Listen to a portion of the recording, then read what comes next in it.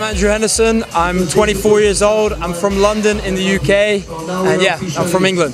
I started freestyle football in 2006 after seeing a video of Soufiane Touzani. He's kind of a pioneer of the sport. He's now more of a street soccer player, but he still does freestyle as well. But yeah, he was one of the sort of early legends of our sport. And I just saw a video of him doing tricks on a random videos website. It was just, I just sort of stumbled across it on the internet, and I was inspired. Actually, I thought it was fake when I started, and then I tried the tricks, and then after a while I managed to do the basic tricks like around the world, catch the ball in my neck, that sort of thing, and then just went from there. But yeah, it started in 2006, so I'm doing freestyle about 10 years now.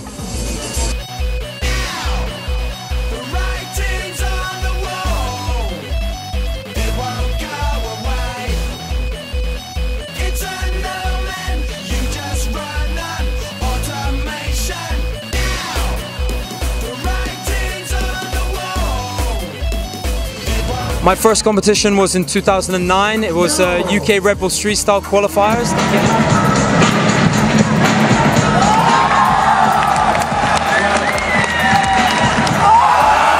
To get into the UK finals. So back then it wasn't just the national finals, you had to qualify in our country. So I had the qualifiers, and yeah, I was like an underdog. No one knew me because I was not living in London then. I was from a small part of England, so no one really knew who I was, and I came in as the underdog. And I trained really hard, and then I ended up winning the first competition. Then I ended up becoming the UK champion that year as well. So no one really knew who I was, and I just kind of burst onto the scene, which was as unexpected for me as it was for all the other guys competing. But it was more unexpected for me because only 1 year before this I had a really bad injury. I broke my leg, my left leg, in 5 places. Yeah, a metal plate and 9 screws in my left leg, a metal plate and 9 screws in my shoulder and arm, and then I got told maybe I will never play sport again, maybe I will never even walk again. And then 1 year later, to recover and to win a UK championship, it was like a really unreal experience, a really surreal moment. Yeah.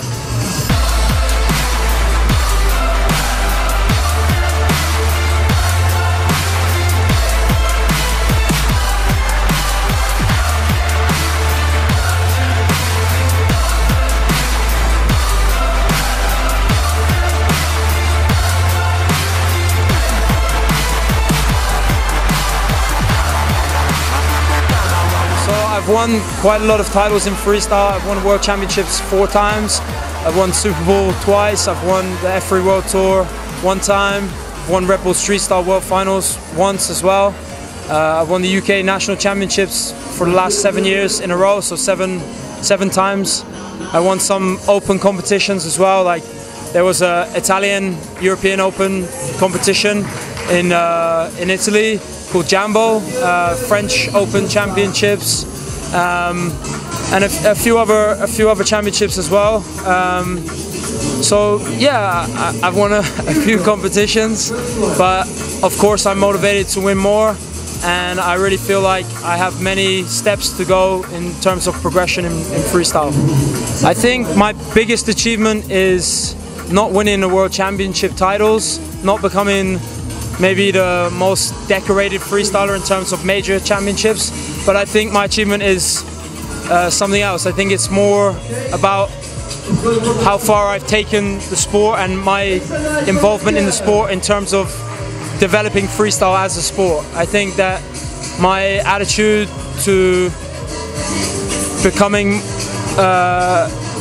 an athlete and dedicating my life to being an athlete in regards to freestyle football has made an impact on the sport and the development of the sport in some ways, and also the fact that it's inspired people from all over the world, people that I've never met, from countries that I've never been to start this sport and to try to achieve their dreams and to be expressive and follow their dreams. I think for me this is the biggest achievement of my life, for sure.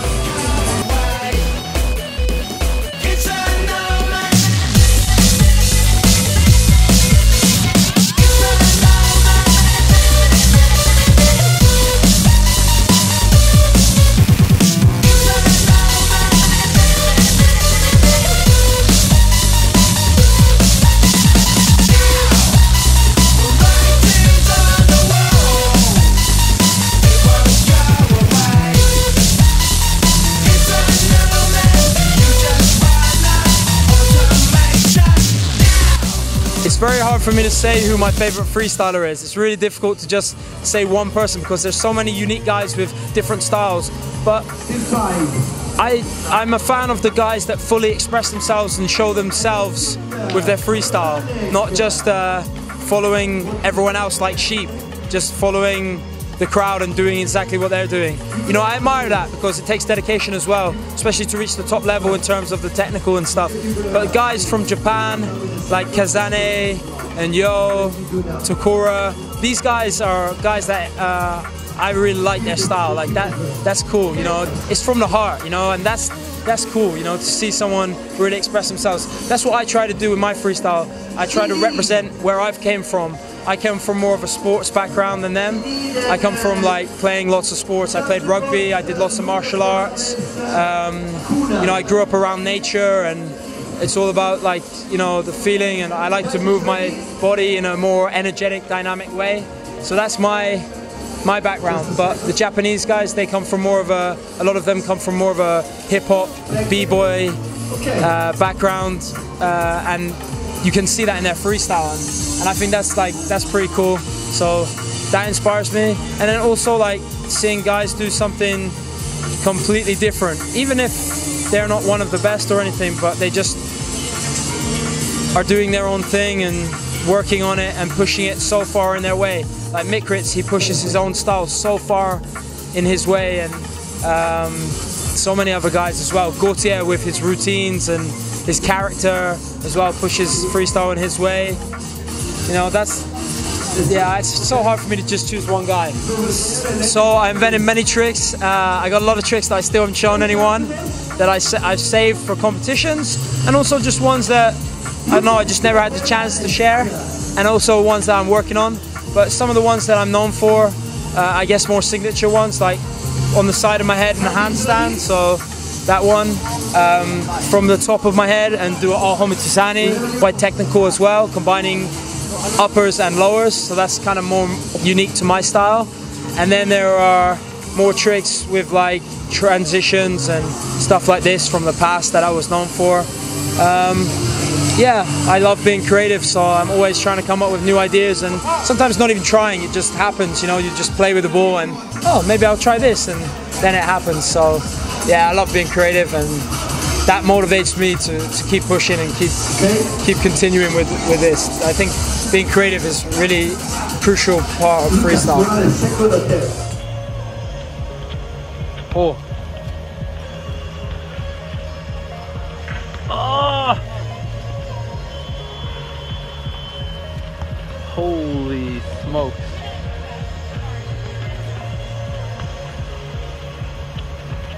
Holy shit. What? Oh. In freestyle there are people from all different countries that come from different cultures, different backgrounds, and they have different visions of what freestyle football is. Some see it as purely a sport, some see it as purely an art form, some see it as a mixture. And you know, you have guys from one culture who think in the competition that it should be judged in a certain way. Other guys see it should be judged more strictly in rules and, you know, that sort of thing, in categories. Personally, what I think is that feeling and being present in the moment is a very important thing that is overlooked by many judges in the competition. What I'm trying to say is that when you're in a battle, in a moment, I feel that nowadays all the top guys are just doing sets. They're doing 30-second routines that they've prepared for a long time for the competition. And yeah, they'll show their highest level of tricks, but they don't even adapt it at all to their opponent. It's like they're standing there and they're looking at their opponent, but their opponent doesn't really exist, and the opponent's tricks don't really exist. It's just like a scale of okay, this opponent is 5 out of 10 level, so I have to put my set that I've trained that is 6 out of 10 to win. And when they are 9 out of 10, I have to put my set that is 10 out of 10 to win. When they are 1 out of 10, I have to put my set that is 3 out of 10 to win. And this, for me, destroys the sport and the beauty of the sport, because it means that they are not doing freestyle, one, and they're not battling too, and it's called a freestyle battle. So for me, this is pointless, and this is killing the real rawness and beauty of our sport. And I think it's something that comes from wanting to win. Maybe in a way you could say I'm a hypocrite because I wanted to win lots of times and that sort of thing, but I never stayed so structured, and I always tried to reply to my opponent, and I always try to battle my opponent, even if I know that sometimes it's not the best way to win. I still think that it's the right way to be as a freestyler and to represent yourself. I see some guys now, they are just doing sets and they're achieving great things in freestyle, but they are not, I don't think they are complete as a freestyler. You know, you have guys like Erlen, Brinja, PWG, just doing sets, and it's amazing. The level is very high. It's very beautiful to watch. It's great in some ways, but I feel that they miss many points. I feel that they don't really battle their opponent. They just battle the level meter, like I said. And then you have guys like on the other side of the scale, like Mikritz, and I think myself, Luki, who just, they feel the moment, they feel the energy, they feel the music, they feel the audience, they have the vibes, and then they just flow and they enjoy the moment.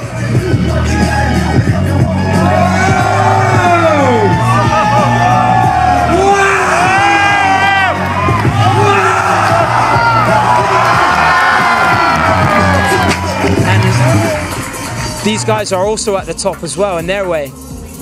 I think you have to have, in order to be the top guy, you have to have some structure,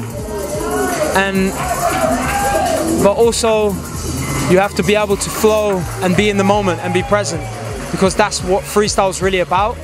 So yeah, that's just how I see things, and I think just in a general sense, it's important that the sport doesn't become robotic, because it kills the spirit of our sport.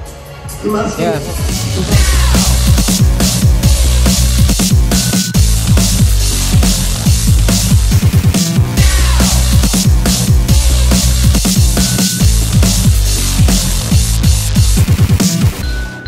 When I think about Polish freestylers, I think about like they're like an army, you know, there's so many of them and they're so good, and they're just like, you know, it's weird because there's just so many of them and they're so good, but they're an army in some ways, like there's, you know, a lot of them, but then in other ways they're not, because there's so many guys, but they're so unique in their own styles. You got guys like Ziku who can do like really strange movements, but it's like really unique. And then you got guys like Mikris, Luki, Shimo, Skora, Zagan, Lothar. I can go on and on and on, who are all completely different freestylers, but they're also high level, and I like the character of them. I've had many fun trips with the Polish guys in all different continents. Yeah, I don't really want to say any negatives about Polish freestyle because there really isn't any for me. And you know, I just wish that in a way, I know things are different there. You know, the guys, I see hard work coming from that country. You know, they don't earn a lot of money from and there's not a lot of shows in Poland, and people are trying to do things. They're trying to create their own academy, they're trying to create their own brand, they're trying to build their own YouTube channels, they're trying to succeed in a competitive way in order to just attempt to make a living from the sport. And I think that's amazing, you know, that even in their country, which is not as wealthy as some of the other countries, that they are still pursuing and working hard and not giving up. And I think this is something to be inspired by, and this makes me think about my situation in England and in London, when, you know, maybe life is a bit easier and a bit more comfortable. This inspires me to and makes me remember to not take things for granted as much. So you know, I wish all the freestylers in Poland all the best, and I've never been to Poland still. Would you believe that? I've never been to Poland in my life, and I got to come there this year, and I got to just jam with the guys and have fun and train, and, you know, celebrate our sport with maybe the best country in the world of freestyle.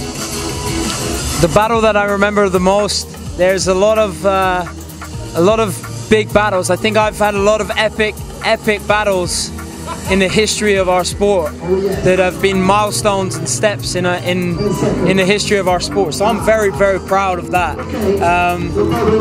My rivalry with Mikritz started in the 3rd place battle, 2011. I felt at this time that, honestly, I felt me and him were the two guys that, you know, I thought that we were there. You know, I thought that it was meant to be the final that year. And then when we battled in the 3rd place, it was like the final in my mind. And I felt that really, if I'm putting my best stuff and he's putting his best stuff, he's the only one that can challenge me. And then we had that throwdown. And then the next year we went at it again, but it was the final that year. So that was nice as well.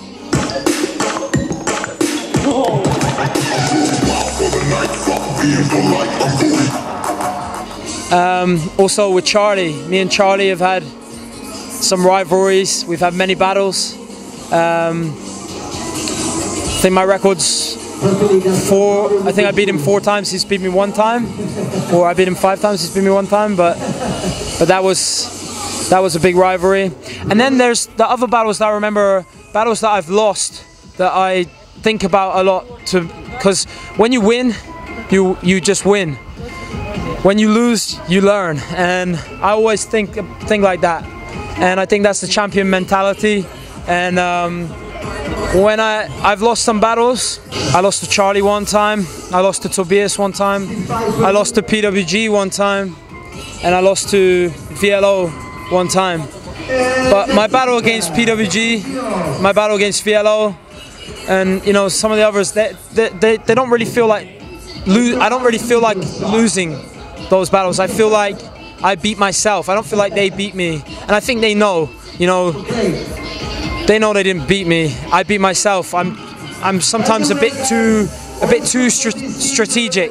I sometimes prepare a bit too much for the competitions, and I try and save moves, and I think, oh, maybe if they do that, I'll just do enough to win. Then I save everything for the top 16 and for the harder guys. And this sometimes has let me down. And this makes me feel even worse when I lose, knowing that I could have just put a few more tricks and I could have won. And that's the honest truth. It might sound arrogant, it might sound bad, but it's just true. I'm fed up of trying to just be like, you know, oh yeah, he was great and all this. No, that's not the truth, and I think really people know this, and you know, that hurts me more when I got lost like that. But at the end of the day, I don't dwell on it. You can't win every time, you can't win everything, and it always makes me come back stronger. So I'm happy to not win all the time, and then it makes winning extra special when you do pull it off.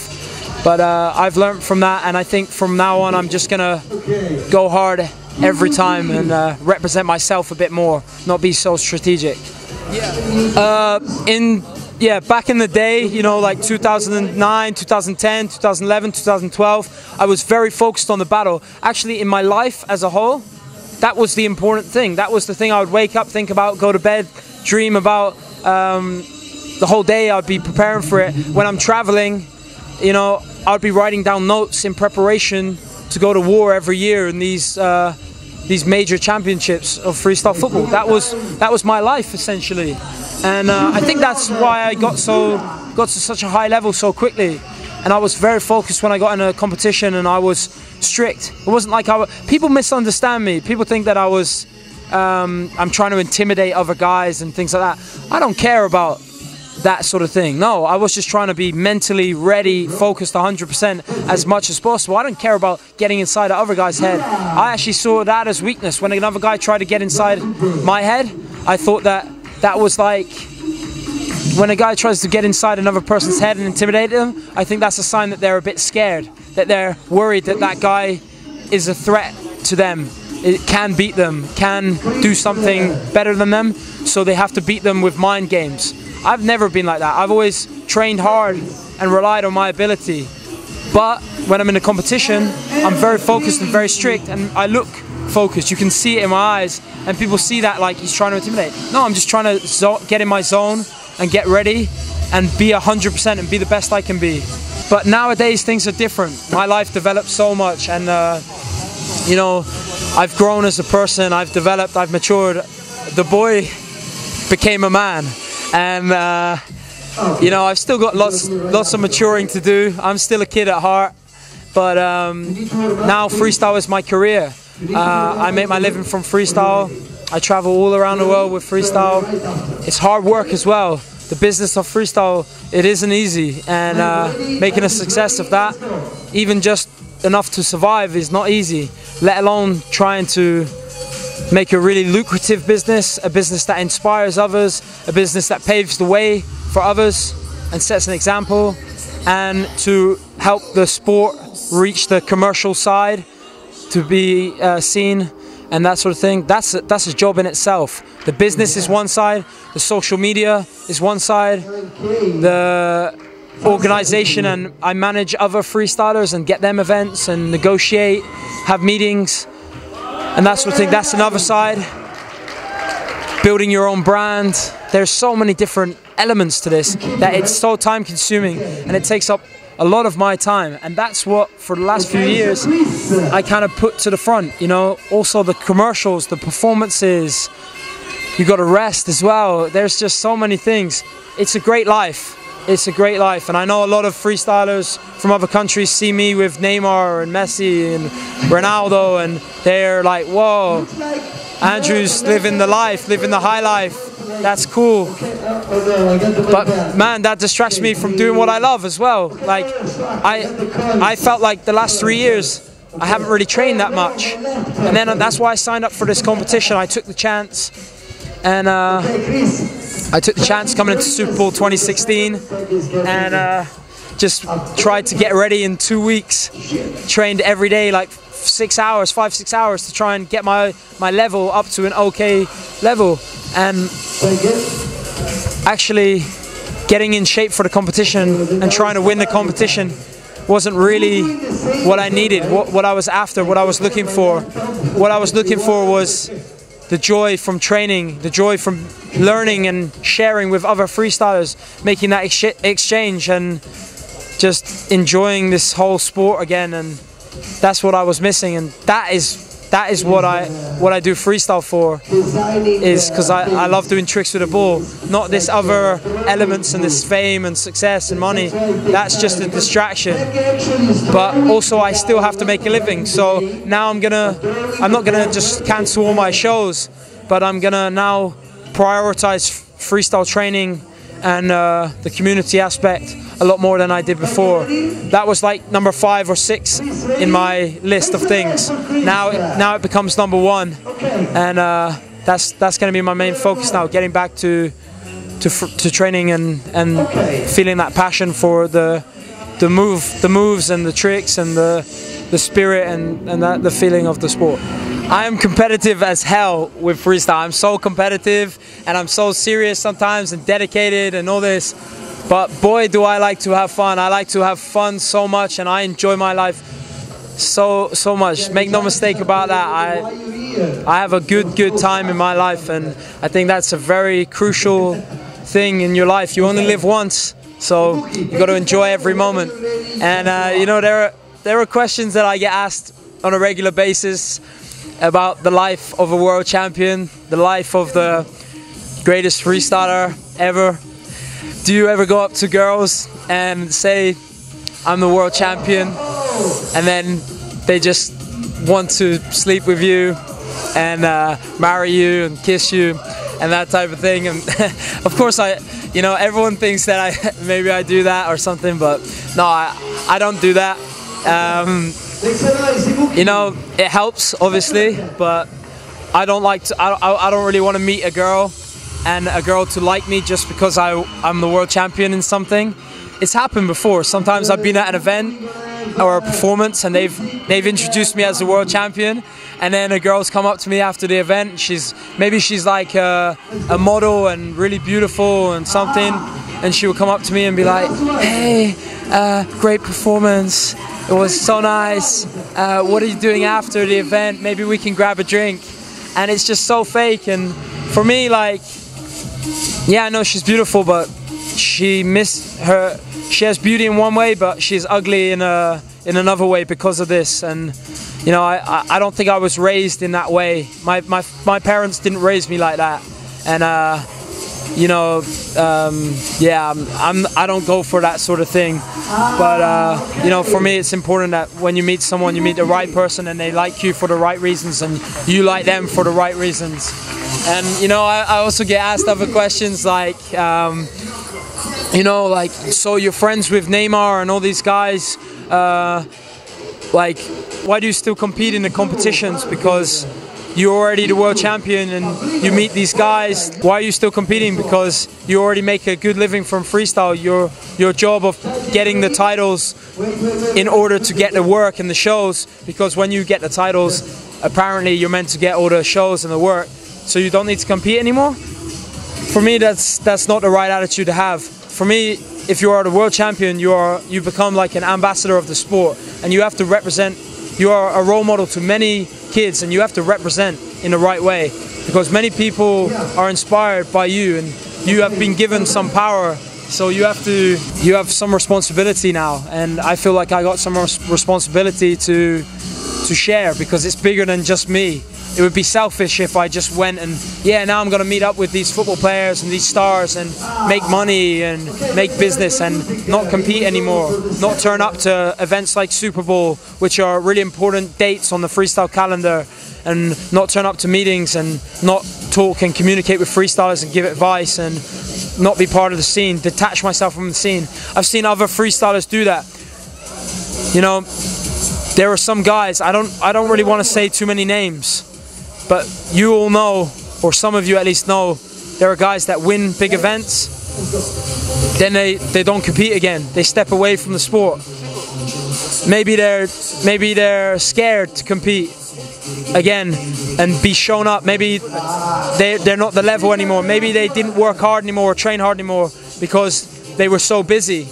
Or maybe all they wanted to do was win so that they could be famous. That was the reason to win. For me, the reason to win was to show that my hard work and all these things that are good things to have as a person, you know, that I put in that, and that's something to be proud of, you know, and to share what I've been working on. You know, that's the main thing for me. That's the goal. It's not really getting the titles and the trophies and no, that's nice. Don't get me wrong. That's cool, but that's not the main thing. So, yeah, you know, it's important to enjoy your life, and it's important to excel and progress as a person. But you got to be real as well. And I think that, you know, there are many freestylers that they are jealous a bit of guys like F2 freestylers, guys like Cian. Also, people like myself, they are jealous of them because they think, oh, they won lots of events, but now they are doing lots of commercials and these type of things, and I should be doing that. I should be getting these things. I should be having that thing. They don't deserve that. I wish that they never had that. You shouldn't worry about that, because you don't control what other people are doing. Just focus on yourself and progressing that and the people that you care about. And don't let them do their own thing. Because really, guys like the F2, they don't know what it's like to progress in freestyle and to be at a big meeting and to exchange tricks and to have that real feeling. They will never experience that in their entire life. They don't know what being a real freestyler means. But their life is being built from being a freestyler. And they know deep down that they will always miss that. So don't worry about them having their stardom and their fame, because there's points that they miss too. That's what I always remember. That's why I'm always bring it back to the freestyle. Everything goes back to doing the tricks. Just as simple as that. Everything is just all the business, the fame, the life, the glory. This just all goes back to you with your ball in your back garden, just playing and having fun.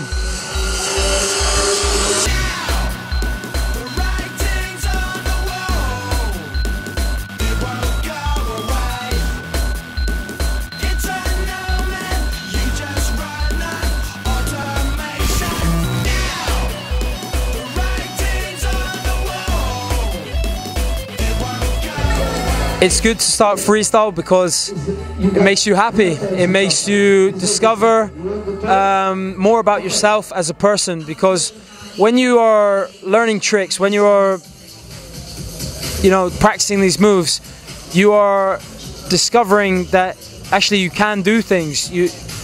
You just have to discover how to do it, and you're just constantly finding out new things about yourself through doing tricks with the ball. It's a really strange thing, and maybe you might not get what I'm saying if you have never experienced it, but I'm sure the guys that practice with the ball know exactly what I'm saying. You know, you develop as a person because of training freestyle. It's just such a strange thing, but it's really true. At least for me it's true anyway. I feel that, like, it teaches me discipline, teaches me to be dedicated, to be patient as well. Freestyle requires a lot of patience because you're constantly making mistakes. You go up a level, then you go down, then you go up, and then you get injured, then you recover, and it's a big roller coaster. So you learn how to control your emotions, you learn how to deal with stress, all these problems that people face on a daily basis in their lives that can completely take over their lives and change them as people. You learn how to control these, and I think it just makes you a better person, and it makes you a more generous, more caring person as well, because I think you can see people who are dealing with these things, and you can offer them a different insight and a different take and a different way of looking at things that they didn't realize, because you've been going through those processes on a daily basis when you train. So for me, that's a great reason to start freestyle, and just to be active, to be healthy, and to just, you know, have a kind of spiritual, physical vibe and feeling in your life.